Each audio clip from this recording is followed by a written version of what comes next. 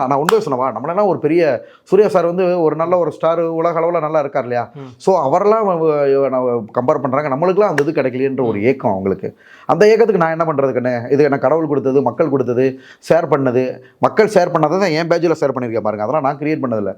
Meme பேஜஸில் வரதெல்லாம் அதாவது நான் கூட நீங்களே தான் ஓனா கிரியேட் பண்ணி எனக்கு அவ்வளோலாம் எடிட் பண்ணலாம் தெரியாது கண்ணா. அது எல்லாமே இதுக்கு நான் ஓப்பனாக சொல்ல கருப்பு படம் ட்ரெய்லர் வந்ததுலேருந்து நான் 3 நாளாக துவங்கலை. என்ன ரீசனா, நைட்லாம் ட்ரெய்லர் பார்த்துட்டு உண்மைதான் மீம்ஸை ஃபுல்லாக எடுத்து என் பேஜில் டவுன்லோட் பண்ணி போட்டுக்கிட்டே இருக்கேன். ஓகேங்களா. ஸோ என்ன சொல்ல வருது, இப்போலாம் காலையில் கண் முழிச்சாலே யார் நம்ம மேலே பொறாம. ஆனால் எனிவே என்கிட்ட நேர்மை இருக்குது, சத்தியம் இருக்குது. நான் யாரையும் இது பண்ணி வரல, என் திறமையை பற்றி வர்றேன். என்னை பற்றி தான் அவங்க பேசுகிறாங்க, அவங்கள பற்றி நான் பேசல. இல்லை வெங்கட் பிரபு சாரை பற்றி என்னைக்காவது நான் பேசியிருக்கேன்.